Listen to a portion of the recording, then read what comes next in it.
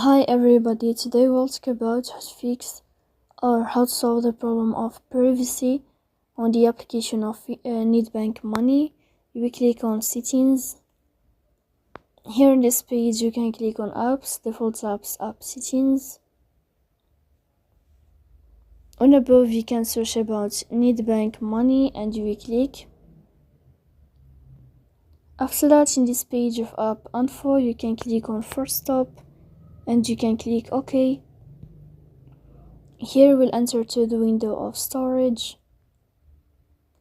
After that you can click on clear cache, but pay attention, don't click clear data because that can delete your account.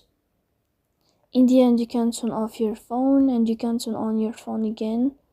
So please don't forget to support us by like and subscribe. See you next time in another video and thank you for your attention.